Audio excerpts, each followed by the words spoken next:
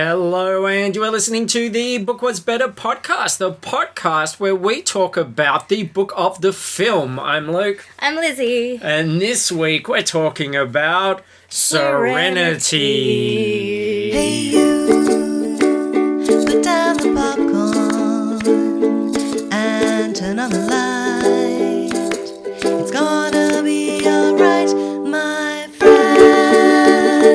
In the end, take my hand and trust me, the book was better. Holy crap, Lizzy. Not only are you back, you're back with a cult classic. With an amazing film. An amazing film. An amazing book. Yeah. Yep, I'm sure it will be. And this is the first time I saw the film when I read it. And look, I like the Firefly series a lot. I think it's great. I feel a butt coming on. No, I just... well, this was the wrong way to see it for the first time. Like, it really was. Because Through a novelization. Wrong way to see it. And literally through a novelization, because I actually read and watched along at the same time. Oh. Which I know is terrible, but I didn't have time. I just didn't have time. So that's what I had to do. I had to do it yesterday, and I had to either just read and not watch, or read and watch at the same time. Oh, no, man. You know what? You goofed. I know. You goofed this, man. And I wish I could go back and watch this right when it came out at the end of the series, and I would have had a far greater appreciation for it. I know people are mad insane for Firefly. Yeah. I've seen it at conventions. I was there when Nathan Fillion awkwardly sat on stage with Adam Baldwin and did their thing. I know that the brown coats, am I doing that right? Mm-hmm. Brown coats. You are literally wearing a brown coat right now. I am, actually. You're in the zone. I know that the brown coats, they get too furious. They might have brown trousers and come after me. Yep. Yeah, you got to tread lightly on this one. I know. So I apologise in advance if you're a brown coat or whatever. A Goram brown. Goran brown coat. But I am so excited about this because usually I come and I got some idea of what's going on, but Yeah. I'm not a pop culture aficionado like you. You were. But I'm just old. I don't have the depth of wisdom that you have Okay, yep. Oh, yeah, about, sure. Garfield. Yes, yeah. We know a lot Basically about just Garfield. Yeah, But and this Garfield time- too, And Garfield too. to be fair. But this time, I feel like my whole life has been leading to this moment because I know the shit out of this. I got this, man. So just like Jane Cobb wanted to drop bombs on everyone, Yeah. would you say that you might drop some knowledge bombs? I don't want to spoil the rest of the episode for anyone, including you, but I got a feeling there are going to be some knowledge bombs. Whoa. And I got a feeling I'm going to be dropping them. You're okay. I like this. So hopefully, through your knowledge of this stuff, I will gain a greater appreciation. Yeah. We'll, get to pull apart a book, which, to be fair, let's be honest, even watching the film under wrong circumstances, the book doesn't really do it justice. I don't know if that's spoilers for the end when we decide whether the Which book was could better. possibly be better, the book or the movie? We can change our mind, It's up during in the it. air. Sometimes you're up in seduced space. by the process. So who knows? So you're wearing a brown coat. You have dressed up for the occasion. Yeah. And I want to say, I haven't been here for a while and I have dressed up, right? I've got star earrings because of space. Yes. I got a spaceship necklace going on. True. I've got a generic Pan-Asian shirt thing going on. Like it's got like a weird pattern on the back. It does. I can verify this for the listeners. Not only that, but I got a blood test this morning. Check it out. I went to the doctor. They took fucking 2 vials of blood off me. I am tough. And you know what that makes me? That makes me a big goddamn hero. True. Plus... But the best. Okay. Plus Adam Baldwin is vile, so that's another tie-in. Speak of the devil... Speak of the devil... Here we go. Here is his hat. Here is my hand-knitted, by my mum... Wow. Jane Cobb hat. That's very cool. Now 10 years old. Don't you think it's cunning? I think that's pretty amazing. I'm going to wear this the whole time. Hang on, wait for it. Shiny. Hey. How about that? Eh? Huh? All right, I've been paying attention. Now I'm ready. All right. I'm dressed up. I got the vibe. This is I feel good. superior to you. Yeah. Let's get this done. Okay. So, Keith R.A. DeCandido is yeah. the author here. Okay. He's written a ton of stuff, ton of tie-in stuff. Like, Marvel's Warriors 3: Godhood's End. Okay. You know, that's like, big fat guy and dashing guy and the other guy, Asian guy. My superiority here is already slipping. I'm already behind. Supernatural: Bone Key. Is that fan fiction? That sounds like fan fiction. Yeah, it's about one of the sexy brothers unlocks the key to giving the audience a boner just by showing up. The Klingon Art of War. Mm-hmm. Star Trek Anthology: Tales from the Captain's Table. I imagine that's like, oh, peas again. Stuff like that. Space peas. Yeah. Who's giving me the wrong spoon? And some original work. I assume this is original. Ragnarok and Roll: Tales of Cassie Zukav, Weirdness Magnet. I'm intrigued by that. It takes a special type, doesn't it, to write Ragnarok and Roll. to write a novelization. I know, I get that pit in my stomach, like when I don't know how old Keith is, but when old people say rock and roll, I just feel kind of ill. What about Ragnarok and Roll? Ragnarok and Roll's not that much better. It's a good name for a band, though. And don't you feel like not only is there the type of person that writes these books, but you can just imagine like a class of kids and you're like, hey guys, who's your favorite book characters? And they're like, I like Alex Rider, I like Harry Potter. And then someone's like, I like Cassie Zukav, Weirdness Magnet. And you're like, you know what that kid. Yep. Yeah. Yep. He's got brown trousers. So let's get into it because I think this is going to be a long one because there's so much to talk about, All right. so much to learn. All right. So many knowledge bombs. Also, many these flaps are preludes. right over my ear, so I'm gonna see if I can like Pull back the flaps. pull back the flaps. Yeah. Flap attack. All right. Oh, there we go. Ready. Solved. First prelude, the war, Serenity Valley, Hera. Sergeant Malcolm Reynolds' life had reduced itself to the critical imperative of running. He pumped his legs as fast as he could through the uneven ground of Serenity Valley, his boots slamming down onto the rocks and dirt. Yep, I can confirm. That sounds like running, all right, Yeah. to me. Yeah, it's a factual description. One leg after the other, pretty fast. Yep. And really, I didn't want to dwell too much on this because this prelude, this is just the pilot, isn't it, of Firefly? Yeah, it is. Well, not first knowledge bomb, the unaired pilot. Is that right? That is totally right, according to my 10-year-old knowledge. Well, that's interesting because I watched it late. My stepfather had it on DVD and I watched it. And I remember watching this bit where they're in the valley and stuff and thinking, oh, I don't think this is going to be for me at all. Yeah. But maybe it was episode 2 that I was really like, this is cool. Like, I think it was when he kicked the guy into their engine and I was like, now we're somewhere. Yeah, that was that. So that episode was aired as the pilot, the train one. I don't think they aired the actual pilot, maybe at all, but they put it on the DVD. No wonder Joss Whedon was the most qualified to write the dialogue of Loki, God of Mischief, with those kind of moves. He'd seen it all. A kind of illusion. Old switcheroo.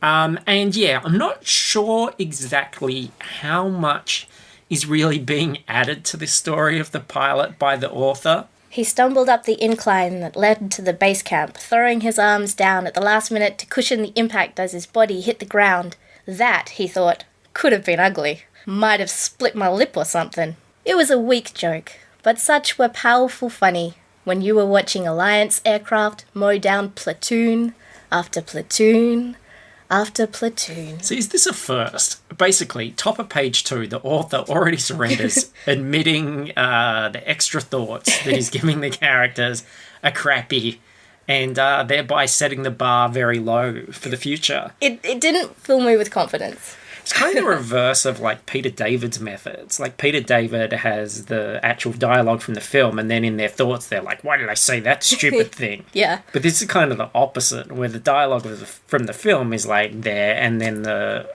character says something really dumb inside their head.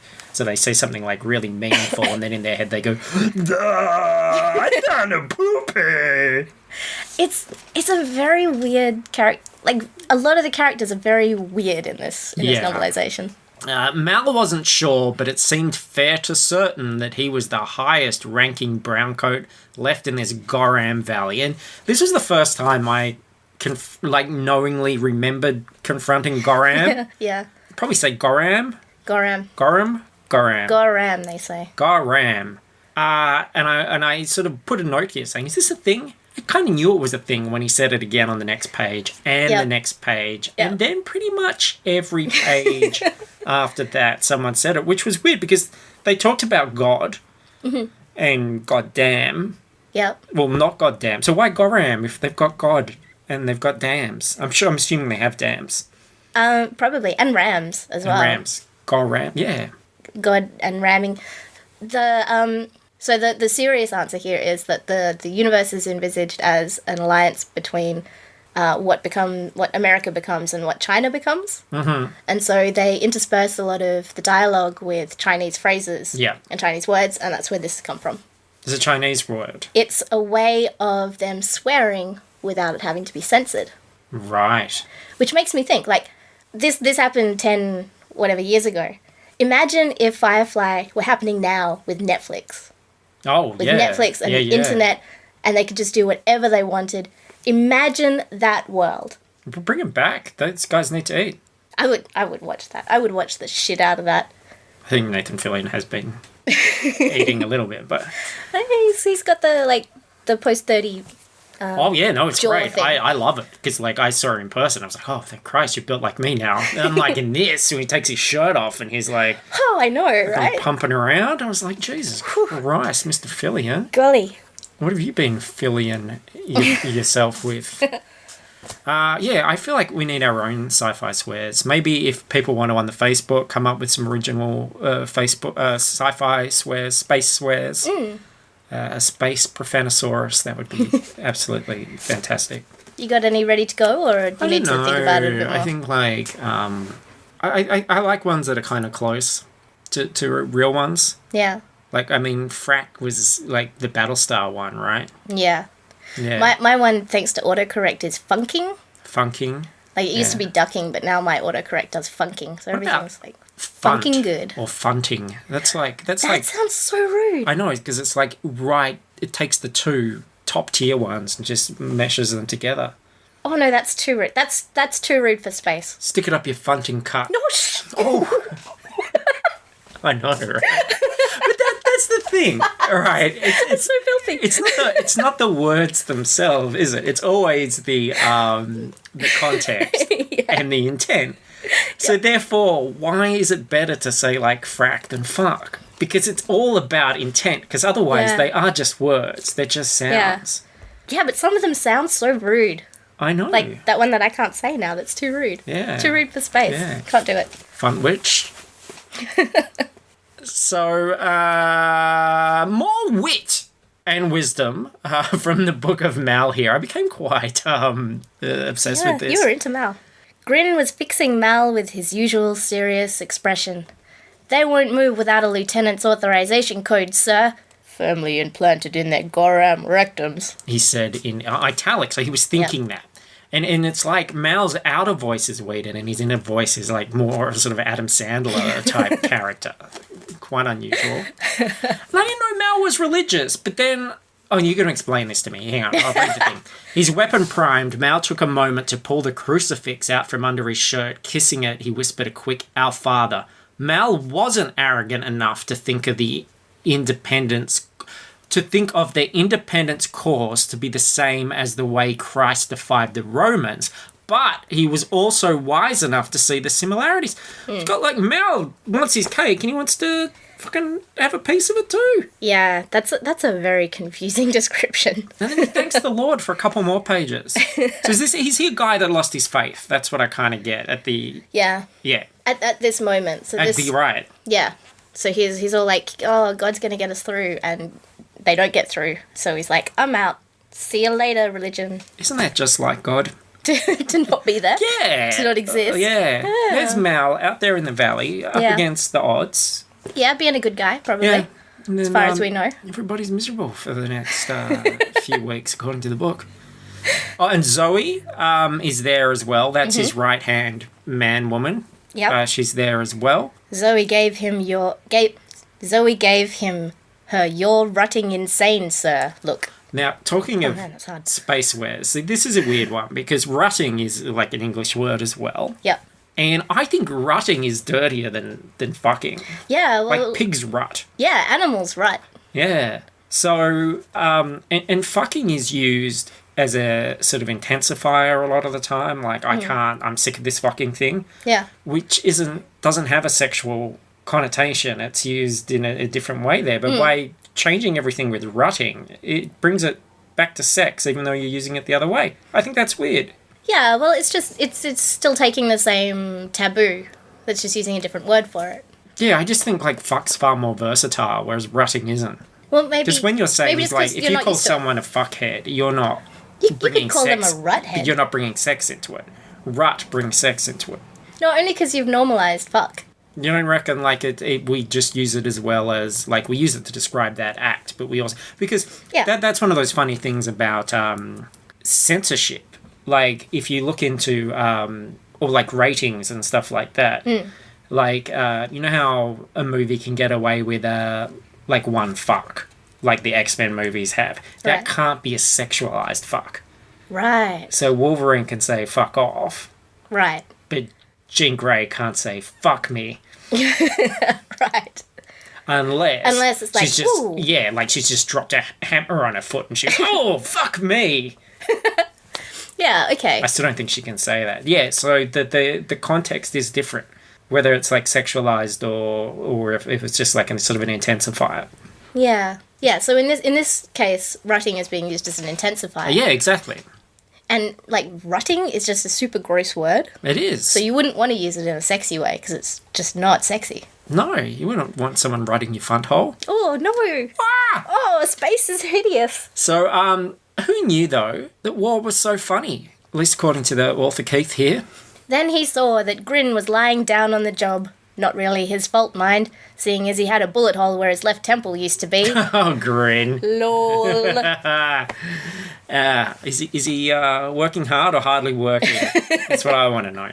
Anyway, battle. They lose. Suck it, independence. Thanks a lot, God. Yep. And then, second prelude, the Academy. Really? No book needs two preludes.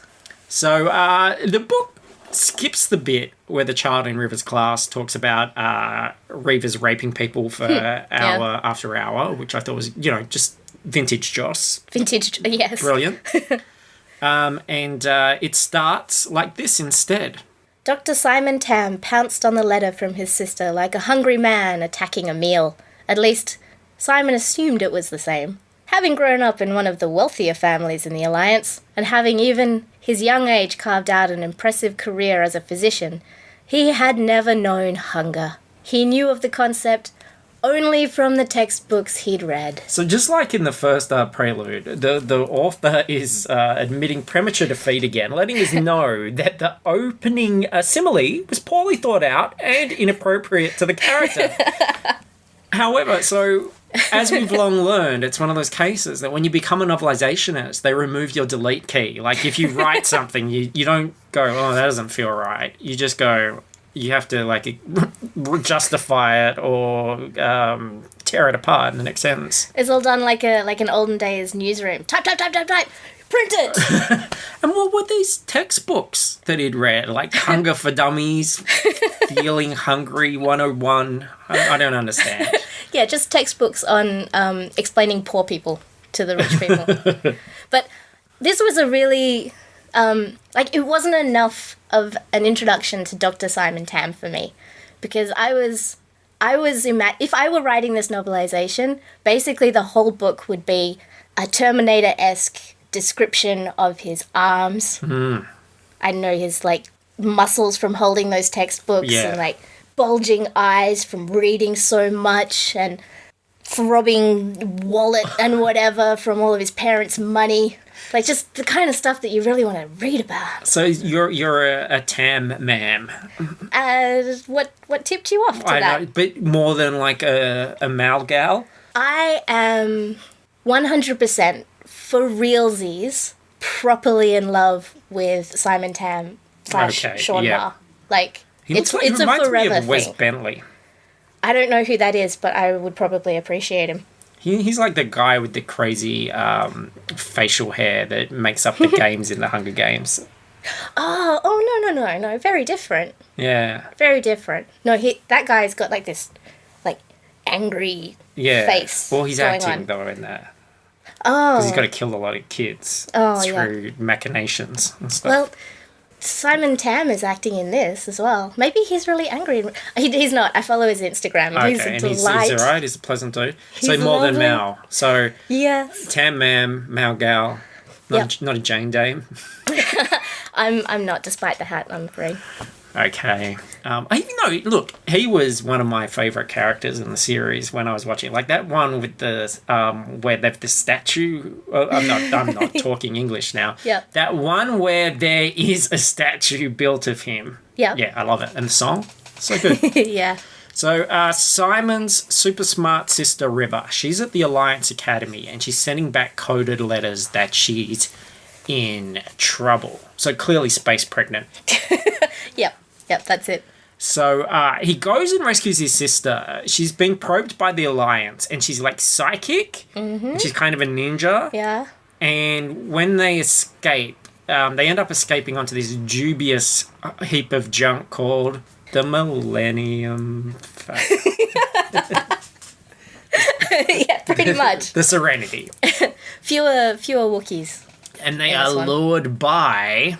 But this young woman, whose name he learned was Kaylee, was quite pleasant to look at, even with the smudges on her face. Now, this is interesting because, as you said, you weren't satisfied with the description of Simon. And Yep. whenever a female character is introduced, I want to know, is she hot? Yeah. And he didn't really... This is like probably one of the only descriptions of a character in Yeah. the book. It's just her and Inara, because of course you have to Yeah. So describe it's like, Inara. well, she was hot in a kind of filthy way. You know, oh, here comes old smudgy face Kaylee. Face filthy. Again. Yeah, there was no description of any of the characters, really. Like You really had to bring your own knowledge of how dreamy Simon is to fully understand this book. And didn't describe her overalls or anything. No. Well, smudgy, mid-front face. Kaylee was the ship's mechanic. The rest of the crew included the pilot, Hoban Washburn. Uh-huh. Am I pronouncing any of that? You can Yeah. correct me. Yeah. Whom everyone called Wash. His wife Zoe Washburn. Washburn. Who served as his first mate. And Jane Cobb, who... Well, Simon wasn't sure what his function was, though he apparently excelled at violence. And he was also, just as a note, a stack of shit in a human skin. Oh, topical from 2 years ago. Yeah. And and Inara is also there. She's like a space hooker. Yep. Yeah. Now, one of the things that I find really hard about watching Serenity and Firefly again now as an adult and 10 years after Yeah. first watching it, is how, for a show that tries to make out like it's really sex worker positive, is really sexist and misogynistic towards its sex worker character. Like, just heaps shit on her the whole time. Yeah. Like, later on, when they're talking more about, we're dealing more about with Inara, she's talking to another companion about the need to train companions to deal with abusive men by saying, there is barbarism dressed up in the most civil weeds, men of the highest rank who don't know the difference between a companion and a common whore. There's a lot of horse shaming in this. Like, they don't really either... They don't explain what the difference is much, Well, except that one's spoilers, fancy. Calligraphy. Calligraphy. Is pretty much the difference, but we'll get there. And there's also a shepherd named Daryl Book. Mm-hmm. And Knowledge Bomb. I think that Serenity is the first time we learn his full name. And he was like, he herded space sheep. Yep.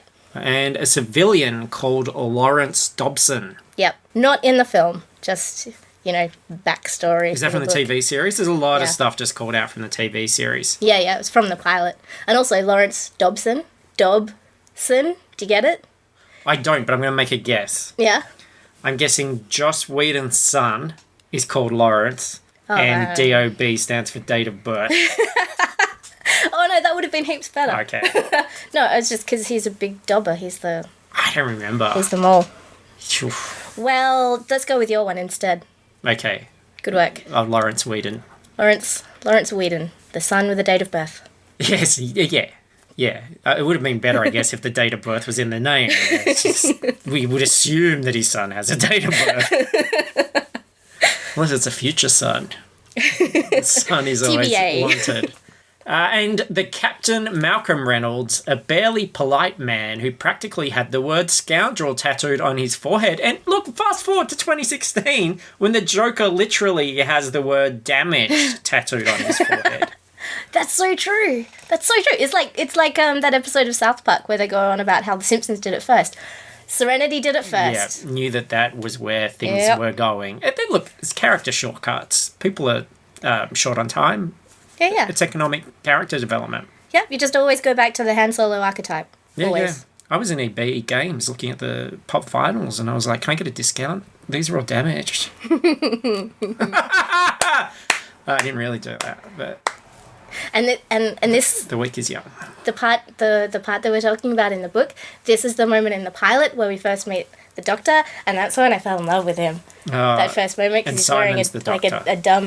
dumb vest and really stupid glasses, and I love him forever. I love him. Because you love a smart man. I do. I do. That is With the brilliant. face. With the face as well, that helps. Yep. And arms and things. His just dreaminess. So we cut to 8 years after the war. And now, there's a whole lot of dialogue from the screenplay. The book kind of stays the course from this point onwards, except for all those inner thought bits, which seem kind of odd. So the nose of the Serenity is smashed by something, and they lose their primary buffer panel, which is probably, again, an in-joke, because I'm sure Joss Whedon has sat on a lot of Buffy panels at Yeah. Comic-Con. Mal didn't like Jane very much, but liking wasn't a particularly critical component of their relationship. Wonderful example of fiction mirroring reality there, I think. Foreshadowing. Yeah, and what better way to keep the urgency of an impending spaceship crash than explain Jane's backstory for, like, at least a page? Because surely people who read the book and see the film aren't Firefly fans at all. No. Well, as you discovered, people will read the book and watch the film at the same time. So you really have to be just explaining it. That is true. And this is a great device because it really heightens the tension. You're just wondering, when is something going to happen? And for me as well, that's why, because I'm doing two things at the same time, why not put scoundrel on his head so that I can keep track of everybody? Exactly. Mal, scoundrel. Yep. Great. Jane, human sack of shit. Kaylee, smudgy. Smudgy. Hers is just smudged. I can't read that. Oh, she's the smudgy one. And ironic too that Jane's introduced with a gun porn moment, carrying a heap of weapons, which further sort of makes Baldwin a parody of himself if you read his Twitter and stuff. Yeah, it did. Like for a while, when all the Baldwin stuff really blew up, I felt like he was doing a bit. Like it was like maybe going to be a Joaquin Phoenix kind of situation where he's just doing all this pre-advertising for a movie that's coming out. Like fingers crossed, maybe this is still going to happen. Maybe this is a super long con. Yeah. American Sniper. What a hero. So this is when I started to think, if it's going to follow the film quite closely, I'll focus more on the writing of the book, and I figure, important plot, character, things that I miss. You're going to fill us in on everything that we need to know. Oh, yeah. I got my nerd glasses on. I'm just going to, Yep. I'm going to make sure you know all of this knowledge. Yes. And I'm taking notes as well. And while we're dealing with the backstory of all of the characters, while while this guy is introducing people at this critical moment where we think the ship is going to crash. And everybody's going to die, and you're like, do I need to know this if they're all going to die? Yeah, exactly. What do we care about these people if they are about to die? He takes a moment to go through Kaylee's backstory. In the TV show, we meet Kaylee because there's they've hired a different mechanic. Different mechanic has brought Kaylee on because she's super into mechanics and engines, and they're going to town on each other. But right, like, yeah. Yeah. Yeah. But in the book here, he just glosses straight over that and says, within minutes of her repair job, Kaylee was the new mechanic and Bester, the old mechanic, was unemployed. Nothing about them, like, going at it. Yeah. Under the engine. He got demoted to a Wankel engine after that. Yeah. Old Wankel rotary. Here's more inner monologue. Ah, nice. Yep, the whole crew's gonna snark me, you betcha. Excepting Zoe, of course, but she at least has a fair understanding of comportment. Might need to give a refresher in that once the job's done. Who talks like that? See, I'm reading this book and watching the film and watching the TV show, looking for clues that point towards Simon and Mal's romance. And so I read that as he's talking about Simon. He's going to come back and give Simon a refresher once the job's done. A gentleman's wash before the job's done. What's the, is there a Mal Simon word, like Stucky in Civil War? Oh, no, I think this was before that kind of stuff Oh, happened. you better get on there so your fan fiction's not going to have the impact it needs. Sal? Simal? Simon. My captain. I don't know.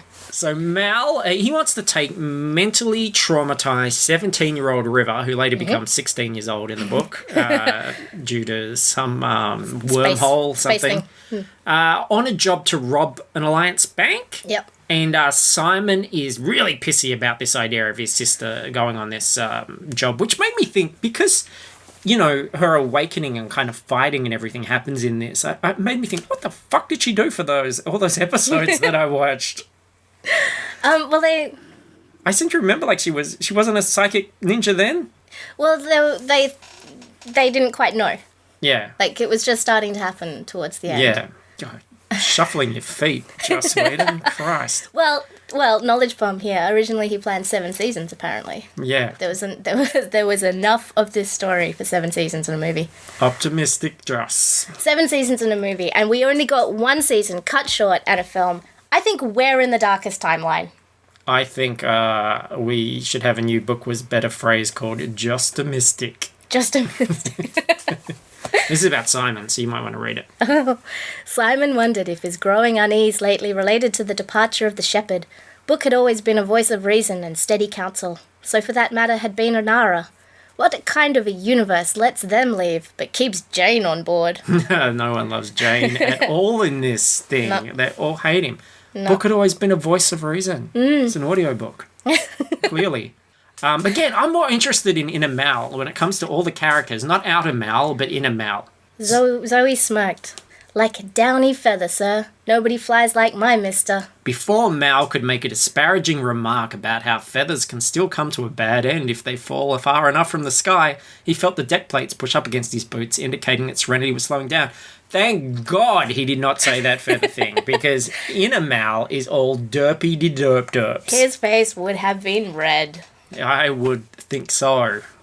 Mal said, if Fanti and Mingo will write about the payroll, this could look to be a sunny day for us. Intertextuality, this is a clear shout out to Enid Blyton's famous book Fanti and Mingo and the Sunny Day. That pair of pixies, God, the trouble they got into. Here comes Fanti and Mingo. Fanti and Mingo sounds like a pretty delicious drink, actually. I think I would they drink tea out of little flower cup things. That's adorable. Yeah. Now, skipping ahead a little bit, I don't know if this is out of, like, a cut part of the script or something, or if it's the author just embellishing here. But I really liked this description of Fanti and Mingo, for it's just, why would you even bother writing this down? Mr. Mingo Jerry Rample, Mr. Fantastic Rample, twins born to Alana Rample and an unknown father. One boy derives his name from a misremembered T.S. Eliot poem, the other from Alana Rample's expression upon realizing she had a second bun in the oven. A thoroughly unimaginative woman who passed that trait on to her sons. She named her sons Mingo Jerry Rample and Fantastic Rample. Unimaginative? Yeah, I think she's Harsh, man. she's a pretty amazing lady. Harsh. Sorry, I'm just trying to take that in. So, the other from Alana's expression so her expression was fantastic. Yeah. Okay. Ironically, or maybe she was really into it. And just like you found out Book's first name, I didn't know Mr. Fantastic's surname was Rample. I think that's amazing. Nobody knew that.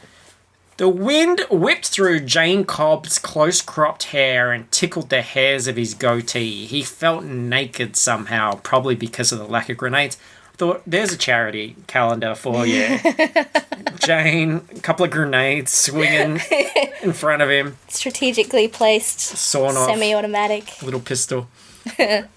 And look, this is the other thing. I realize my knowledge, my memory of Firefly is really fucking dodgy because I just do not remember all this cowboy talk.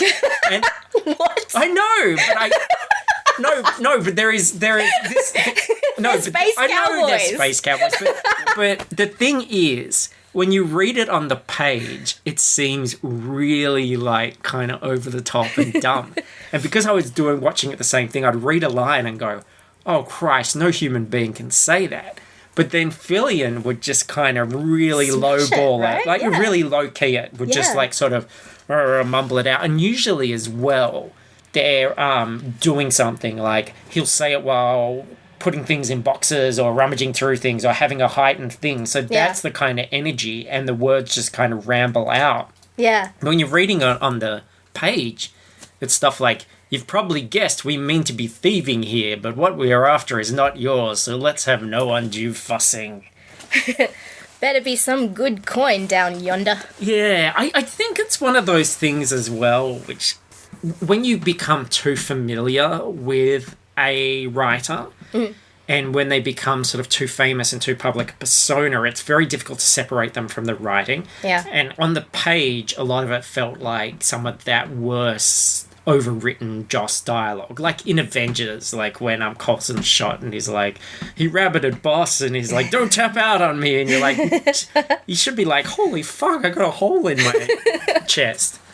But they're all sort of cutesy talking and stuff, whereas and it's the same with like Tarantino or someone. And I still enjoy the films, but you go, "Oh, these are his fetishes, these are his things, these are his tools."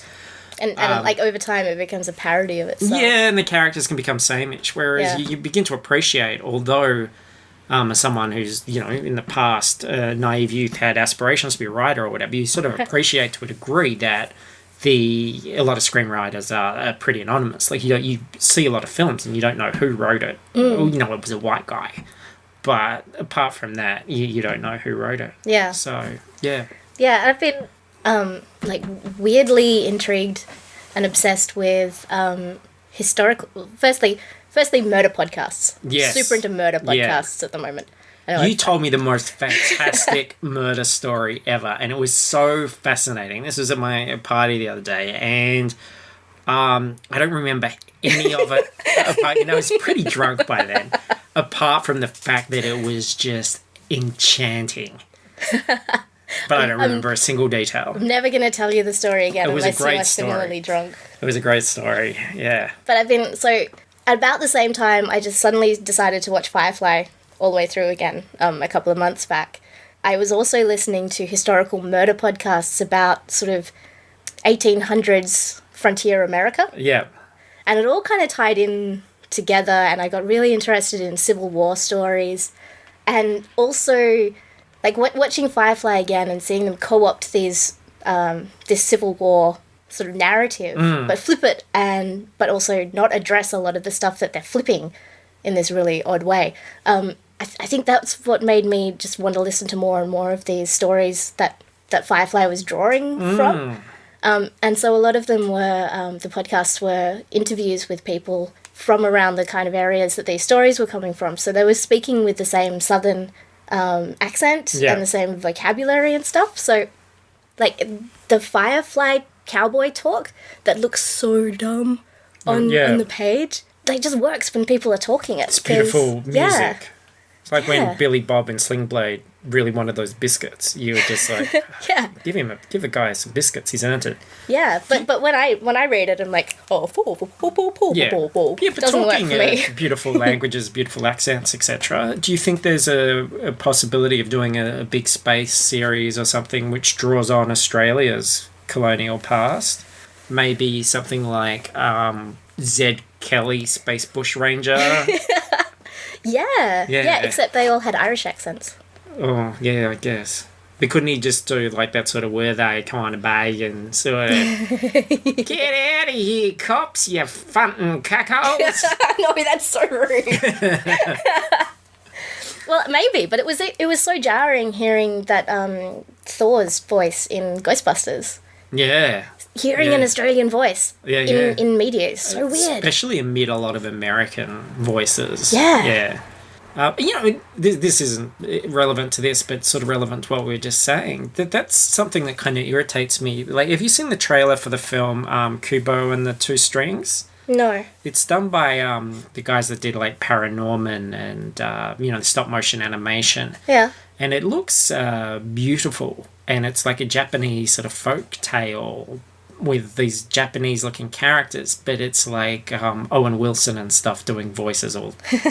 And it's just like, why is that considered the... I know why, it's because Americans are doing it, but considered, okay, no, that's all right, that's just the medium ground. Because if you had like a Japanese folktale when everyone had Australian voices, you would go, hang on, well, that's weird, or everyone had French voices. But American cartoony voice, is it because they are just living cartoons now, or I don't know. I think it's because they're the supreme rulers of the pop culture world. Because I'll actually go and see something if you tell me Owen Wilson isn't in it. So I don't know if it's a selling point. Like reverse advertising. Yeah. Like if they think, oh, I know, but if we had Japanese people doing the voices, then no one would see it. I would trade that for Owen Wilson. Yeah. I'd let my cat do it. That would be adorable. It would be. Oh, I would watch that. So look, I totally misjudged this book. It turns out that that scene that I thought was missing is here. It's just been reshuffled. So River is getting bored. She gets bored a lot in this book. So she remembers the scene that the book skipped. So this was back when she was 9. Hannah rolled her eyes. Reavers aren't real. Marvin turned back to look at Hannah. Full well they are. They attack settlers from space. They kill them and wear their skins and rape them for hours and hours. Marvin, you said the exact same thing about postal workers, about squirrels. You're beginning to get a reputation in this town as the boy who cried rape. Oh man, you don't want that reputation. No, you do not.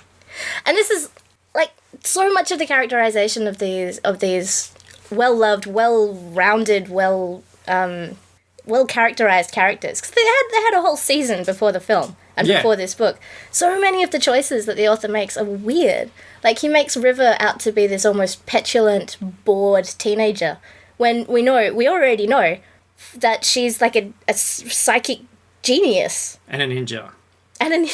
Yeah. And I remember I got to a point in the book where I thought, this reminds me a lot of detective stories, like particularly Sherlock Holmes detective stories, where you're told repeatedly that this is a genius character. Everything that he does is amazing and smart, and nobody else could do it. But the author has to write that. Yeah. Which I think is a little bit conceited. Like, this guy is the most bestest dude in the world in the brains department, and I wrote that, so I must also be. And that's why I'm not a detective writer. But it made me think, like... Plus you did a lot of opium in this. yeah, totally like Sherlock Holmes. Yeah. Yeah, it made me think maybe, like, why didn't he have something else for River to be doing while she was so bored? Well, we're not out of the bored zone yet. She's gonna get far more bored as we continue. Having enjoyed that memory, she once again got bored. But at least she'd passed almost half a minute while the bored author managed to pass a couple more pages. I think that's all they're doing. It's just like, come on, looking at that page count. Type. But here we do get a reversal of the novelization trope that we come across a lot. The smart people are terrible trope. Not that River cared. Other kids already picked on her, but they were stupid, and she didn't care what stupid people thought. Yeah. Look, that's straight Joss, right? Probably. And River is bored about 3 more times, and then she has a vision of a Reaver. Scars littered the body of the creature. River couldn't bring herself to think of this disfigured thing as a person, as did rashes from radiation poisoning. Yeah, judge much? Yeah. Yeah, you should have seen what she said about the Special Olympians. Oh, no. She's a horrible woman. Oh, maybe it's best that she doesn't talk too much then. Plus, Reaver ship inbound and... It looked like 3 different classes of ship welded together by a blind man. So they really have it in for the differently abled. Oh. Belching smoke from its engine and painted with all manner of symbols Mal had no desire to decipher. Symbols like no smoking, parents' room, and choking hazard for under trees. And many faces of Zoe feature a lot in this book. Sure do. Here's another one. Zoe said nothing, but she didn't need to. It was her, "You're the captain and I'll do what you ask, but I don't have to go around like it" face. She's like Lon Chaney. Is he the man of 1,000 faces? I think so. Sidebar here, I love Gina Like- Torres, and I think she is chronically underused in everything that I've seen her in. I was going to say like Dana Carvey, but that's probably just as irrelevant to people of it. So like Eddie Murphy. No. Yeah. No. Does anybody have going. more than Who one has- face at the moment? Harvey Dent. True. You got schooled. How many does he have though? Yeah, Gina Torres. look it up later. Has she done much else? I watched Suits, a lawyer show, and she was in that, and she gets to wear nice dresses and have hair, and she says "God damn" all the time. They all say it all the time. She God damn. There must God be damn. a release. I'm gonna goddamn get that goddamn file and take it to the goddamn client. God damn it. And the Reavers, they start eating and raping everyone, and one of them chases the Serenity crew in their the crew are in a mule, which the book doesn't explain what that is, but I knew it wasn't a donkey guy. Because you were watching it at the same time. I was watching it at the same time, so there's benefits. And fun fact here, the guy who is chasing after them in the mule, and he's like, take me with you. That's the guy from Always Sunny in Philadelphia. Danny DeVito, love it. Yeah. And Jane gets harpooned in the legs, suck it, Jane.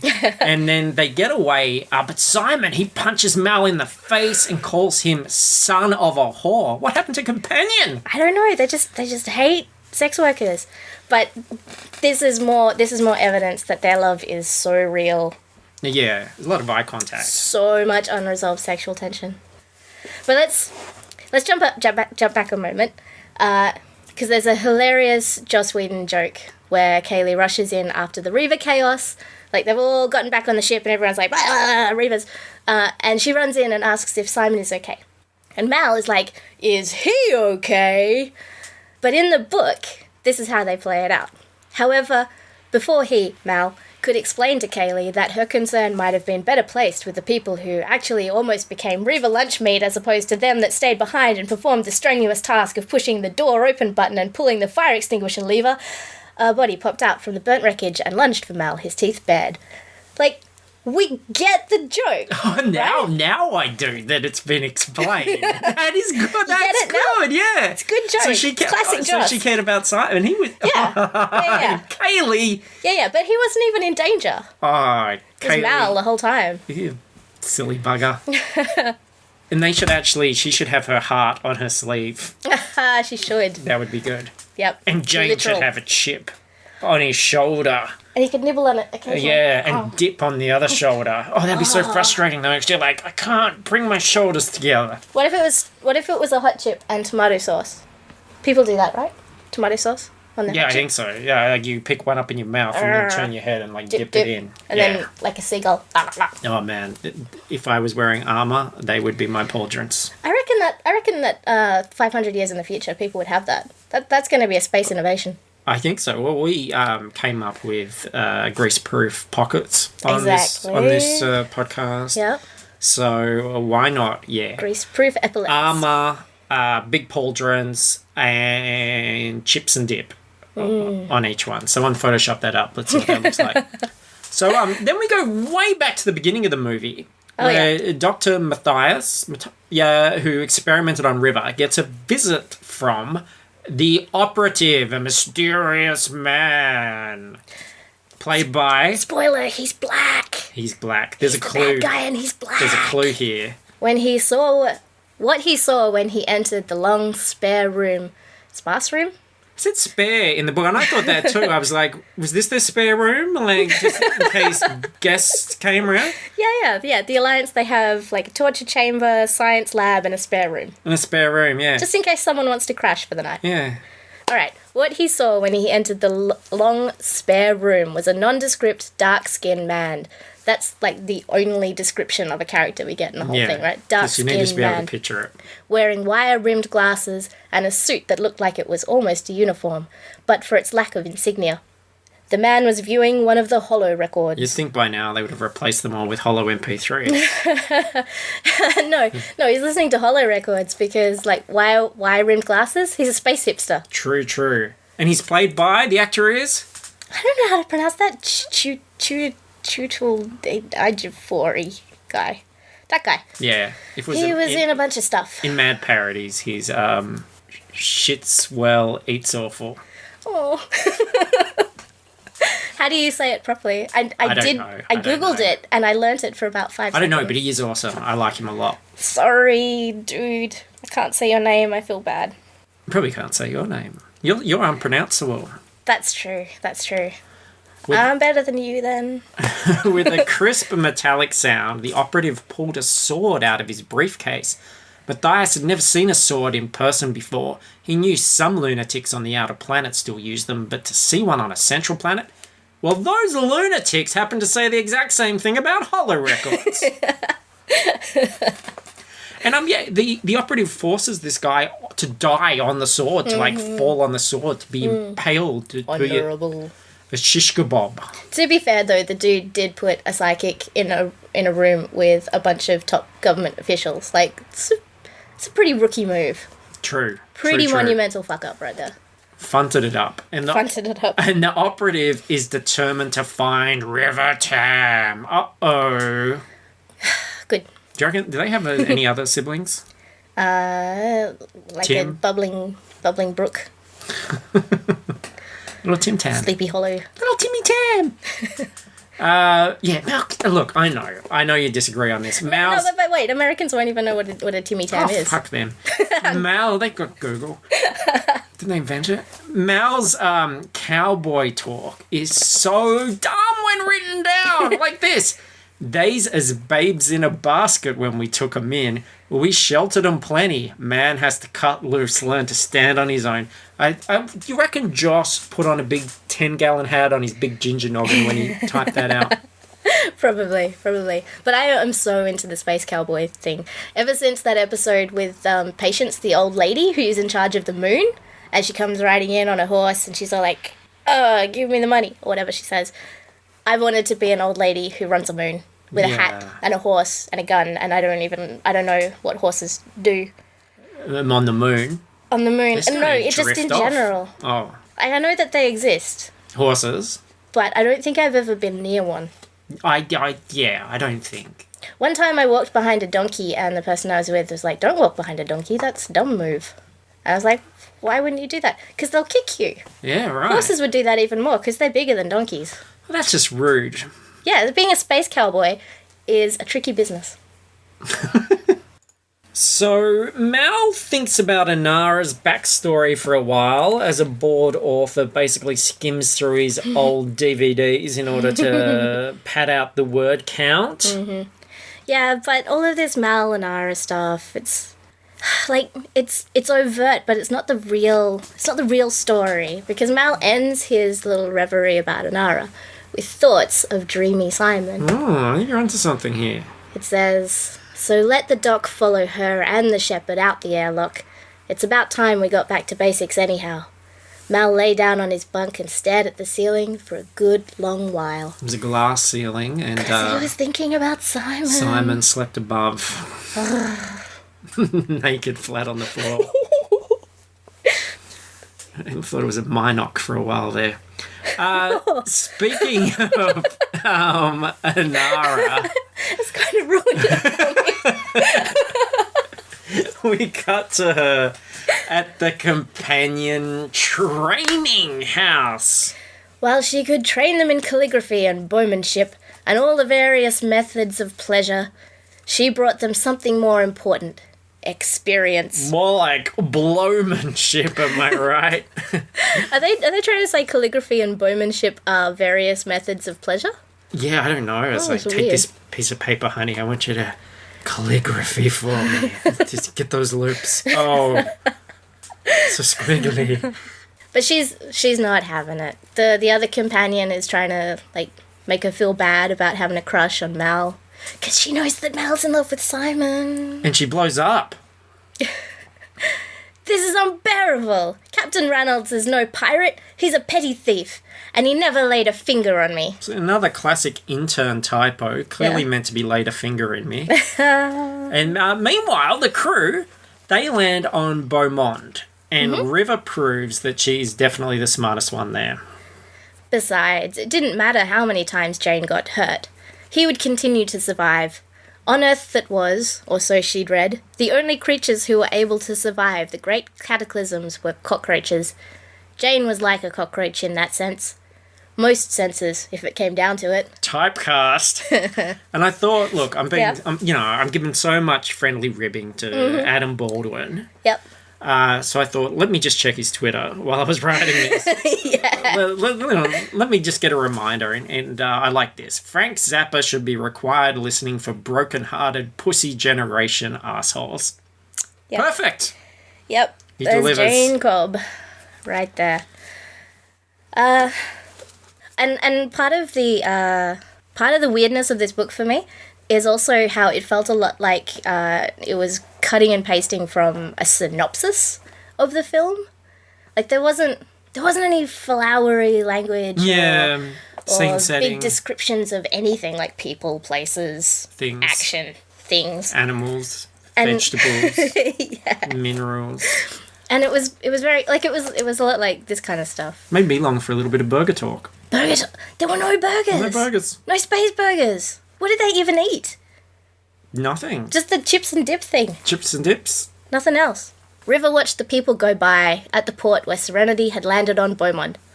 From the way everyone was talking, this was where Simon and River would leave Serenity. This made River both happy and sad. Two big emotions. It's like Jane and Dick. Chick and Dane. Chicken Dane. Chicken Dane. That's my sci-fi. They hang out. They're having a tea party with Fanty and and Mingo. A river runs through it. River, she's still bored, according to this, and I can relate by this point. She was bored one day and so decided to create an entire language. To make it a special challenge, she made the language not have the verb to be. It was fine right up until she tried to translate Hamlet. Keith R.A. D. Candido will be here all night, folks. Try the fish. Fun fact. Not a Serenity or Firefly fact, but a version of this very thing, the not having a verb to be, is actually a fairly common linguistic phenomena. It's called xerocopula, and it happens in English as well, although it is a feature of many other languages. Right. For example, it's where a copula is kind of the helping verb in a sentence, like it like in the sentence how do you even say his name? De Candido will be here all night. That be here, the be there is the copula. So you could say instead, De Candido here all night, and that drops the copula. Here all night, Keith. De Candido. How does copula, so how does that relate to like copulate? It's very, very similar. It's like one step away. Yeah. To be, to help, to bring To rut. two things together? Yeah. Is that what it's about? Figure it out. Also, weird fact here. I was reading this on Kindle, and on Kindle you can see what other people are highlighting when you read a book. I didn't know that. Yeah, I think it's a setting that you can turn on or whatever. And I always want to highlight weird stuff just to throw people off. I'd highlight all the rude words. Well, like, you read a classic and it's got something like a classic line highlighted, and you think that person is trying to show off that they're smart. But here they highlighted like a handful of people highlighted all of the languages that she had translated things into in her head. Yeah, right. Like just those languages. 'Cause Not just one person, but multiple people did that. Because they wanted to do it too and be like her. I don't know, why would they do that? They chat away to Mingo and Fanty. Yep. And then River sees a commercial for Fruity Oaty bars. I love Oaty bars, they're so delicious. Is that you just being influenced by this commercial? No, I didn't even remember. No, wait, hang on. Oaty slices. I like Oaty slices. Okay, well, that's a whole different thing. Okay, forget I said anything. Don't worry about it. Moving on. The jingle would need to improve a fair piece before it got as good as Inane, and the images looked like they came straight from River's own twitchy mind. Naturally, River was captivated. Then suddenly her face got all blank-like, and she whispered the word... Miranda. And she goes all ninja and shit and starts beating everyone in the bar up. It's a great moment. It was so shocking that I think the author forgot how to write in English for a moment. They weren't just any kicks. Them was kicks by folks were trained to it. Now, this is this odd phenomenon that you start to notice from this point particularly onwards, that the author starts adopting that weird cowboy thing. Yeah. Just occasionally. And I think... And a lot of people mention it in reviews, and I think it's that he's always trying to link the thought to a character, but then he gives up on that whole I'm going to write their thoughts in italics thing, if that's the case. And it feels like a really weird Frankenstein of a book there, where you feel like he's maybe having an aneurysm. He's trying a couple of things. It's like a writing exercise. Yeah. Trying a couple of different ways. I think it's brave of Pocket Books to publish his drafts. Pocket Books, that well-known, well-respected publisher that I've definitely heard of before. It says an original publication of Pocket Books, and there's a bloody kangaroo reading a book. There is too. As the logo. Oh, because it keeps the book in its pocket. Yeah. In its little roo pocket. Which explains why this book is covered in mucus. Yeah, I was wondering about that. Are these space euphemisms? Without even a little effort, River relieved the bouncer of his shock rod and used it on him. Yeah, I like that. That's a progressive man. With a shock rod. Yeah. Yeah, she found the spot. And yeah, I don't even know what this is about. River's predictable response to that was to reach behind her, grab Jane's crotch, and squeeze tight. Yeah. Predictable. Yeah, that's what I would do in that situation. Why wouldn't you just want to get your hands on it? So Squeeze it. Simon says some magic words. Feel the peaches. Puts her to sleep. And it turns out the operative put a subliminal trigger in the commercial. Sooner or later, she would come across an ad for fruity oat bars, not fruity slices. Sooner or later, she would come across an ad for fruity oaty bars, and then the first phase would be complete. This is a very common supervillain plan. I remember when the Joker did the whole fruity oaty bars prank on Batman in the 60s. Yeah. I feel like this plan, the operative's there sitting with his Adobe Premiere editing subliminal messages into the fruity oaty bars commercial, thinking, hopefully... Solid plan. She'll see... I don't know how many... they're not just on one planet. I don't know how many products exist in this universe, but sooner or later, the fruity oaty bars are going to find you. Which is so weird because they're in a fucking really seedy-looking bar. Yeah. How many times have you been in some filthy Northbridge nightclub and seen an Uncle Toby's commercial played behind a stripper? Not that many times. Yeah. No, that's true. Yeah. I never thought of that. Oh, some Joss Whedon, what a genius. So the good guys need a plan, and apparently going to see Mr. Universe is the best one. And some backstory on Mr. Universe. Wash had known him as an unhygienic young man named Manfred Asbach. Arsback, I would say. Arsbach. That's why he was unhygienic. You gotta know when to stop wiping.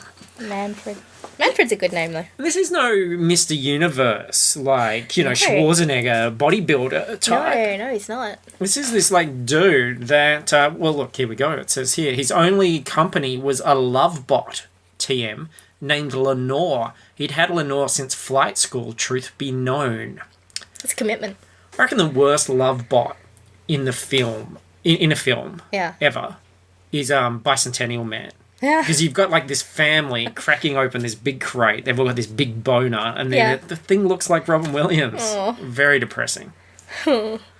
Yeah, when I was young and impressionable and watched this film the first time, I was totally into all of the like, can't stop the signal, yeah, newscasts. There's no news, there's just the signal. I thought, yeah, man, Yeah. the future, we can Whoa. do it. Yeah.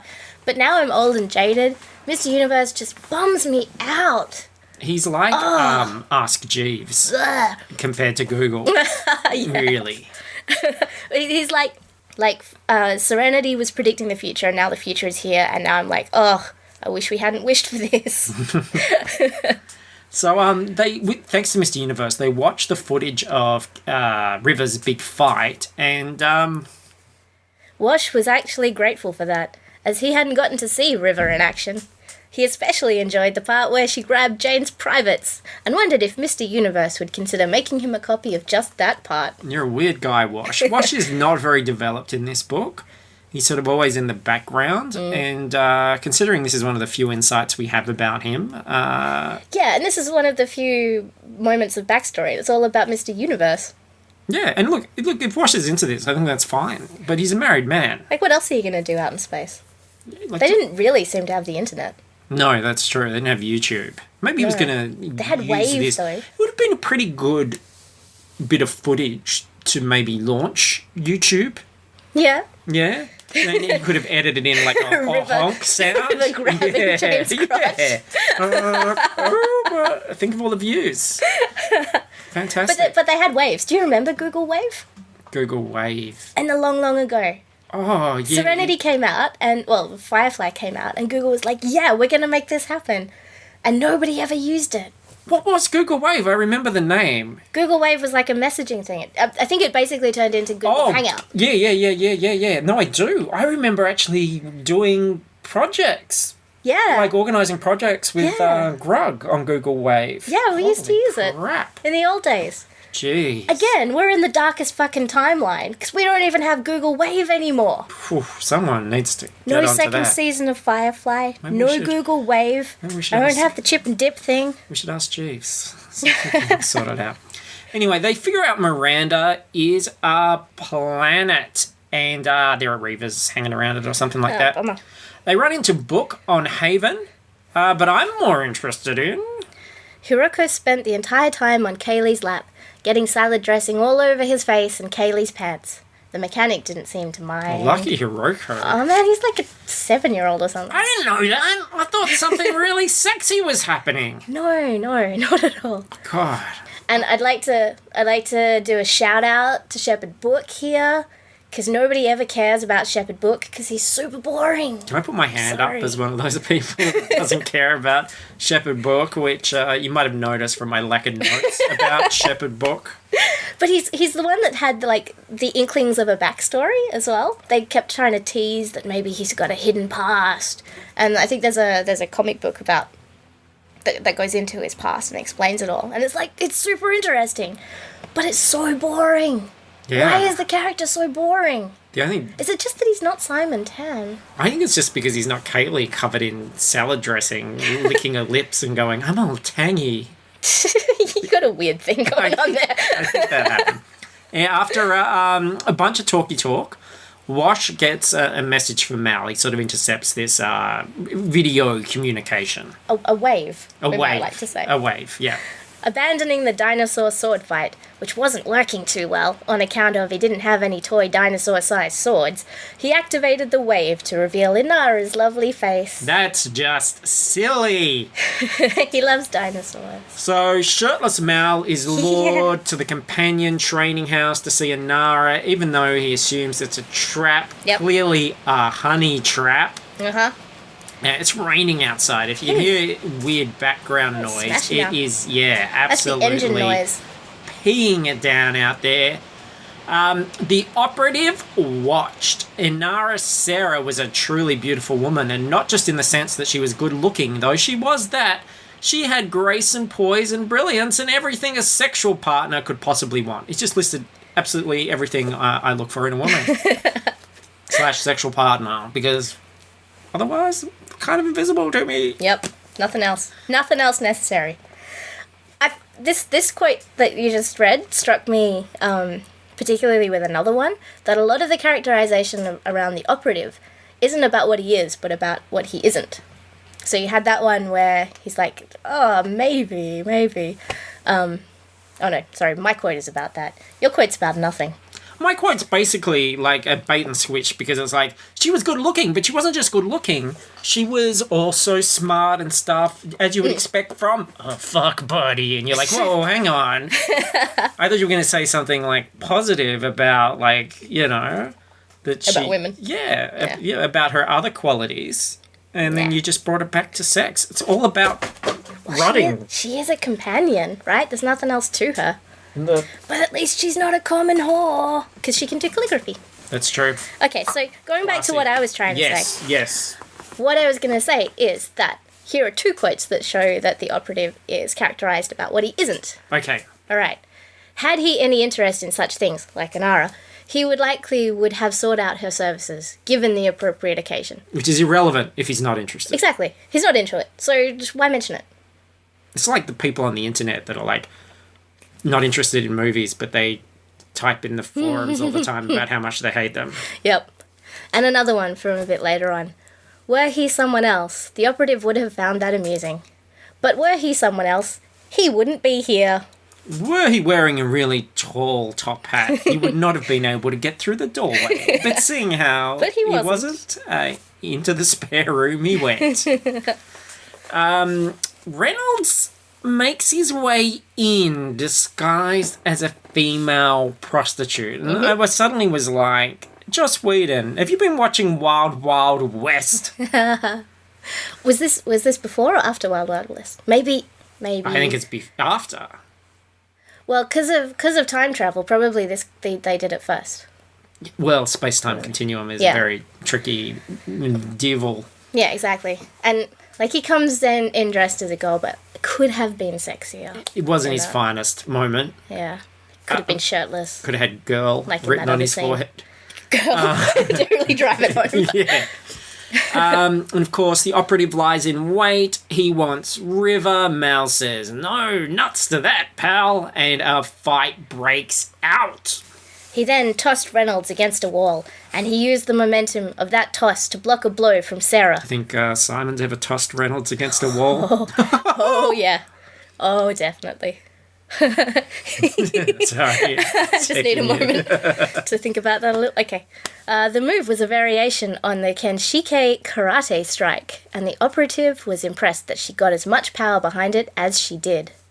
Not that it mattered, as he gave her an Uraken Shumenuchi punch from the same discipline that put her to the ground in seconds. Never bring a Kenzikai karate strike to a Uraken Shumenuchi punch fight. No, definitely not. whenever I see stuff like this, because these were all in italics as well, I think that guy's Wikipedia'd that. Yeah. That guy's just pulling it out of it out of an encyclopedia. Whole lot of references at the back. Anyway, they escape. Mel and Anara go back to Serenity. Staff, plot. This is really the part, especially after an hour and 20 minutes, where we begin to rush to the end a little bit. River insists they go to Miranda, but they go to Haven and realise it's been burnt to shit and everyone's been killed by the operative. The first and only thing he noticed was the bloodied form of Shepherd Daryl Book, lying in a pool of his own blood, his body riddled with bullet holes, yet somehow still breathing. Riddle me this, bullet holes. How is this happening? Yeah, but at this point, we've missed here a piece of prime novelization padding, because we see the sacking of Haven, not necessarily through Book, but through another character that we didn't really meet before, aren't going to meet again, because, spoilers, he dies, right? And also, he just seems like a bit of a jerk. Yeah. He's moving around, watching people dying, being like, oh, yikes. That's not great. And also, his name is Burnaby? Burnaby. And we find out that Burnaby fought for the Independence Army before quote, finding a lady to jump the broom with. You never tried that? What does that even mean? Is that a space euphemism? It's hot.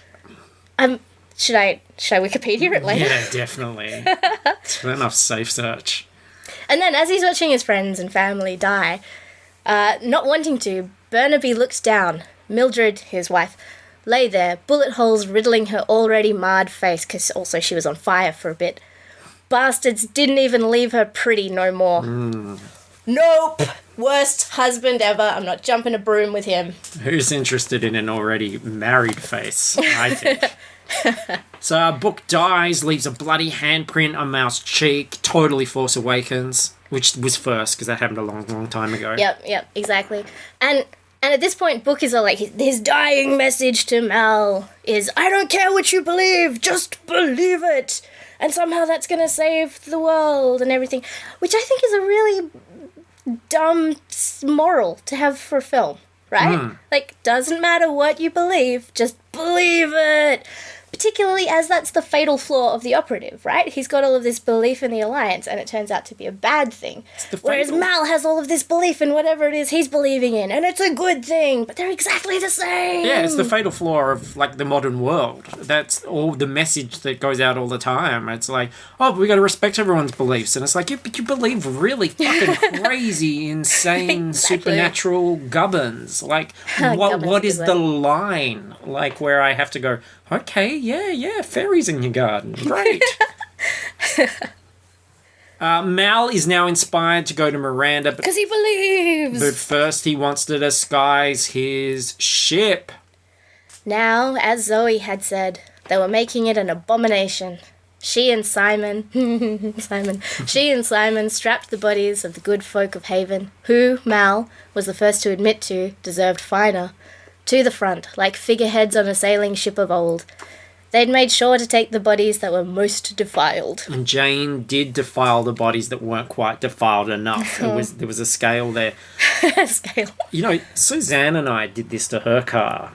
Oh, really? We gave it a try, yeah. And we drove up and down James Street with Party in the USA blaring. Is that all it takes to turn it into a Reaver car? Reaver-mobile? Yeah, and the corpses. Oh, okay, yeah. Yeah, strapped to the front. But they just smell.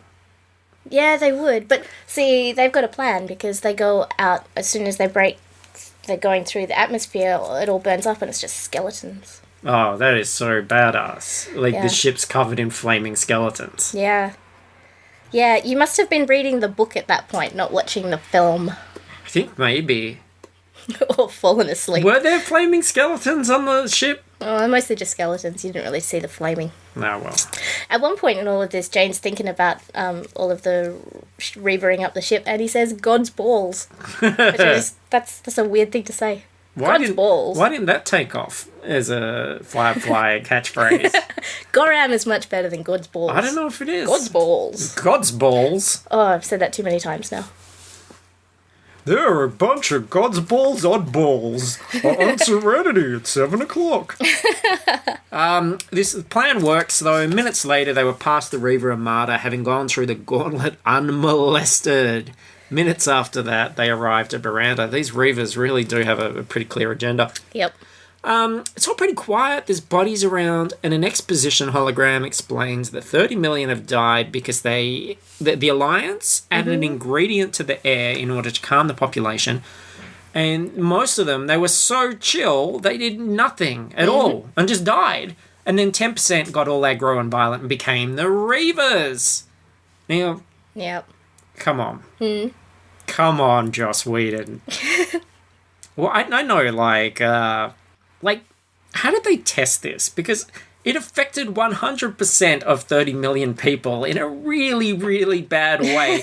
So how did they get to the point where they decided to pump it through, like, to 30 million people? Like, everybody was affected horribly. Yep. So did that not happen in the testing?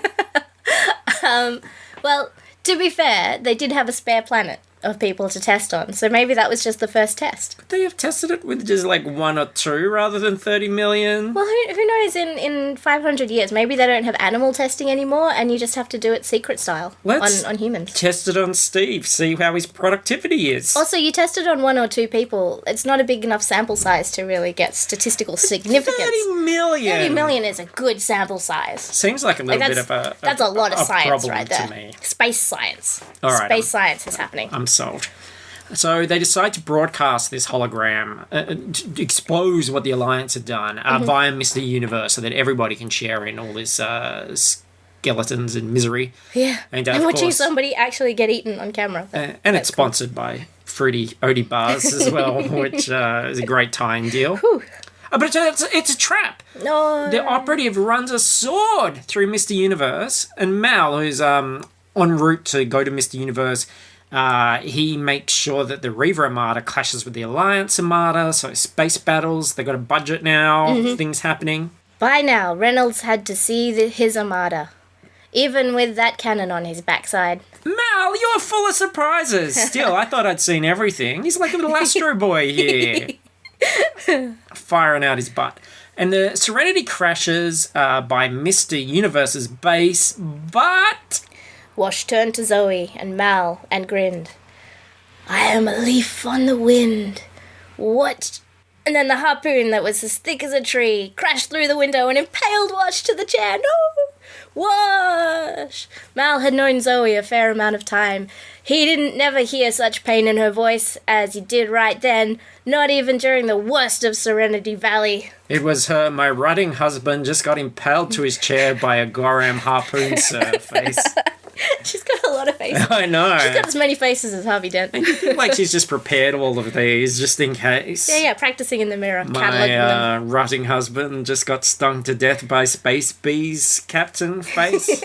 You don't want to be out in the world and in a situation with a face not ready. But this is an example as well of that writing. He didn't never hear such pain in her voice. That's not any character thinking. That's your omniscient narrator who's slipped into fucking cowboy speak. I like this method rather than the italics thoughts. Because the italics thoughts it's kind of jarring because you've got like normal writer voice, fun character voice. This is just like one. You feel like you're more in the action. It feels like he's making moonshine in his bath.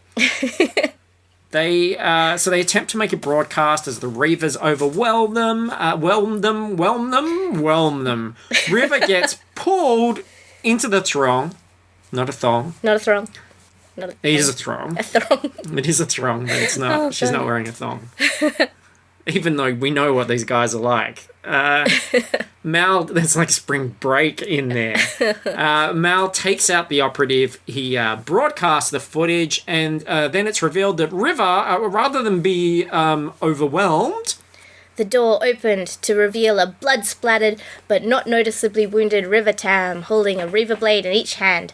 She was standing in a very big sea of Reaver corpses. Ninja! She killed them all. Fantastic. And the wall explodes behind her in a bad bit of compositing. And it's fantastic. That's the moment the budget runs out. Fun fact, when you watch it on a laptop, it's fine. Okay. It's pretty impressive. And then as like in this denouement, there's a whole bunch of stupid, boring love story between Inara and Mal in the book that's not in the film, thankfully, because we all know that Mal and Simon belong together. And boring Kaylee and dreamy Simon. Kaylee banged Simon in the film. I don't know if that happened in the book. I think they allude to it. They were getting it on. Yeah, whereas Mal and Inara just like pat each other's shoulders or something. Even that's too much. He had his wrench in a socket, mate. Fuck. And then, there's memorials for the fallen crew. Very sad. Oh no, but in the film, holy crap. When I die, do not put the tackiest video snow globe on top of my grave with me like doing cheesy starring Luke Milton looking at the camera. That is definitely what's going to happen. It's the future, man. You can't stop it. Man, that is the worst. It turns to this moment which is supposed to be like, oh, the fallen crew. It's like, what the fuck is that? Where did you get that? It looks like shit. Don't do that. It's so that people who were reading the book whilst they were watching the film knew who the characters were. It's 'Cause like otherwise you just see their Snow names. Globes featuring the opening credits of The Love Boat or something. It's fucking incredible. All right, and then we got the ending. I haven't read this yet. I'm going to read it. Mal thought about wash. You should think about having a wash, in my opinion. Should be thinking about Simon. Washing Kaylee. Washing Simon. Washing those smudges off. Washing everybody. And salad dressing. He had a rep when Mal found him and had offers from more ships than Mal could count. But he took the job on Serenity, even though lots of piloting work was a lot less hairy, like Simon. And it wasn't because of Zoe. That happened slow-like over time. No, it was because Wash fell for this ship. Not the same way as Mal did, or Kaylee, or Inara, or River, but he did. That, as like as his skills, was why he always kept her flying. Mal's gaze strayed over to the dinosaurs. He considered putting them away, but no better tribute to Wash could be left on the boat than having his toys still watching over the bridge like always. Storm's getting worse. At River's words, Mal looked back out the window. We'll pass through it soon enough. Then something ripped off the nose of the ship and flew up and away into the stratosphere at a great rate. What was that? That's how the movie ends. Mm-hmm. But here we also have, and I had done an hellish thing, and it would work woe. For all averred, I had killed the bird that made the breeze to blow. Ah, wretch, said they, the bird to slay that made the breeze to blow. Samuel Taylor Coleridge, the rhyme of the ancient mariner. That's an allusion to when River was referred to as an albatross earlier in the book, which we didn't mention because I didn't know that was going to happen at the end. So you have to go through it line by line and talk about every single bit. That's true. There we go. Christ. And then and about the author section, talking about how many cats he has, which is every author section ever written. Everyone should always be talking about how many cats they have. Instagram. You don't need to talk anymore. Also raccoons. Yeah? How many raccoons do you have? I don't have any raccoons, but I do follow a lot of raccoons on Instagram. That's cool. They all wear little button-up shirts. It's adorable. Garbage Little selfies. people hands. Little people hands. Yeah, that was the end. So, was the book better? That's what I've got to ask. Do you think about this if you're unsure? All right, was the book better than This is the book that we film? just The we book just that we read. just read Yeah, and we just talked about a bit. The film that we watched and talked about. I did both at the same time. So this is very difficult for me to separate one experience You can't from the remember other. which one was which. They're kind of copulate.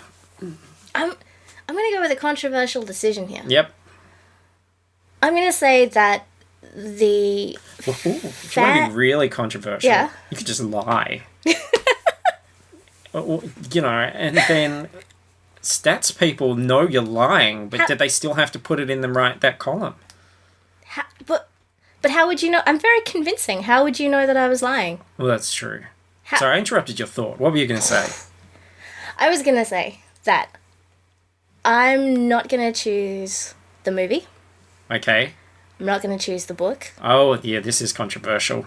I'm going to choose the fan fiction that's running through my head constantly all the time about Mal and Simon just making out. Yep. Non-stop, all the time. Yep. That was better than both. Tossing against the wall. Yeah. The Mal and Simon story. Okay, fantastic. How about you? I will say a piece of bread. A piece of bread was better. Yeah. What kind of bread? Doesn't matter. Any bread. Yeah. Any piece of any bread. Yep. Was better than Serenity. Let's see how the stats deal with that. Oh, poor Joss.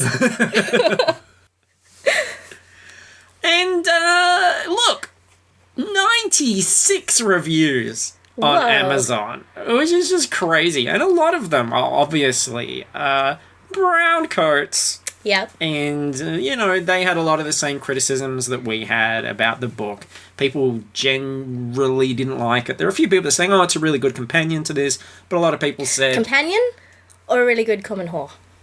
Well, that's true. Sometimes it's There very wasn't a lot fine of line. calligraphy in there. It's true. It's all just typeset. Wouldn't that be great if it was classy, the companion version, which is all been calligraphied by a whore? Sorry, what were you saying? God knows.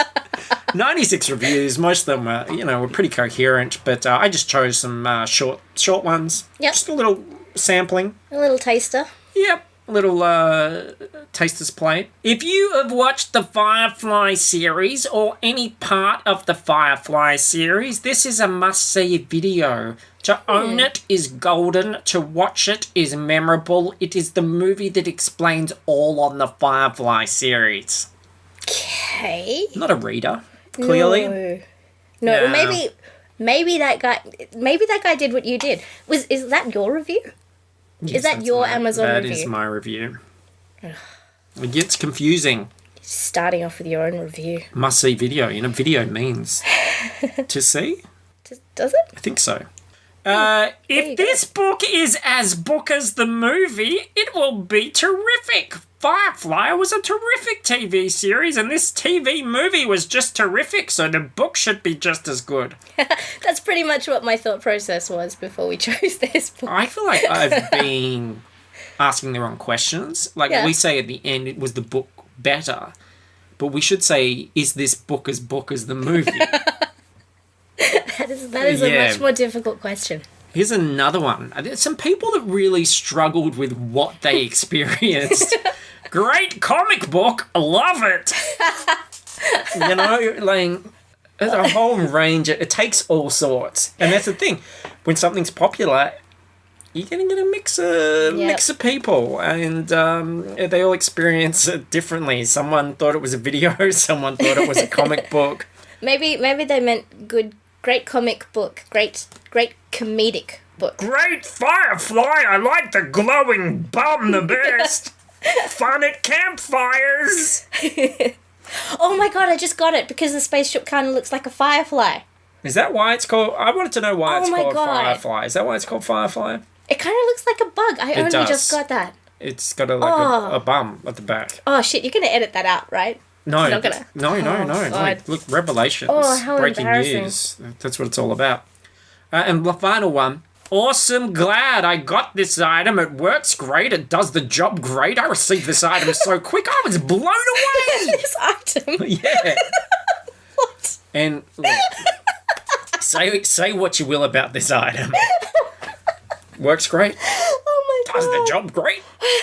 It's a hit. We did it. Success. That's the best. 5 stars. So there we go. Oh, look. www.simonsays.co.uk written on the back. Oh, no way. I wonder if that's still live. Simon says, fuck me, Mal. Fuck me. Which would not get the PG rating. Because even in Firefly, even the theme song alluded to their love. What's the lines? I don't know all of the words, but it's like, take my love, take my land, take me where I cannot stand. It's super sexy, right? Toss me up against the wall. I don't know. I'm God's still balls. free. You can't take this guy from me. Which guy being Simon? Guy being Simon. Yeah. The whole series, the whole film is about him trying to keep Simon there and safe. Safe, yeah. Safe in his arms, because their love is so real. Yeah. Rotten away. Alright, are we done? I think we're done. That's Thanks everybody for listening. Go to fruitlesspursuits.com to find links to all the other stuff. Rate and review us on iTunes. If you're really fancy, you can support us on Patreon, or just come and chat on our Facebook page. Like it, and we've got a discussion page. There's links to all of this stuff at Fruitless Pursuits. Listen to FP Cast, it's called. That's the pop culture podcast every Monday, and we review films. We just reviewed Suicide Squad, and certainly some interesting things to talk about there. And thank you so much, Lizzy. This has been an absolute blast, as it always is when you are on the show. It was always a pleasure. No problem. It's my pleasure. It's good to be back. And this is such a good one. I think I might just take a couple of months off. Just coast. Yeah, because anybody going, oh, what's happening with, they'll just listen to this one. And it'll take them a couple of months to get through it all. And even if it's the same one, they've already heard it, they'll go, oh, so good, I'll listen to it. again. Just like watching Firefly. Just like you Firefly. can watch it forever. Well, look, that's Ever and ever. that's the funny thing when you see those casts at conventions and stuff, because people are so Firefly, and they're like, you know, what about this? And did you do this? And what do you think about this? And they're like, that was 9 months of my life 10 years ago. So important, though. Yeah. So important at the time. It's like less than a school year. And I've done a lot of other things since then. Wow. And, well, some, not everybody. And But, you were saying, like, what have the rest of them done? Wash has just finished, I think, a TV web series about conventions. You're talking based- about Alan Tudyk. I am. Yeah. You know, he's also in Star Wars Rogue One in December, Oh, no, I did not know playing that. a robot. Playing a robot. A robot. A robot. A droid, as it were. An Imperial Enforcer droid, in fact. Was he in one of the Chipmunks' films? I would not put it past him. I feel like he did a voice in one of the ones that we've done before. Wasn't he No, like... he was the French one, wasn't he? French chipmunk, maybe. Yeah. When the chipmunk was French. He's King Candy in In Candy Crush. Wreck-It Ralph. Wreck-It Ralph. Oh, different thing. And he... didn't we watch... There was some movie where he was like a kind of bodyguard agent guy that hung around with someone. I don't know. I've mostly been following Sean Ma, to be honest. Yeah. Like physically following. From afar. Like, I don't want to creep him out. And Adam Baldwin, he's played all the Call of Duties.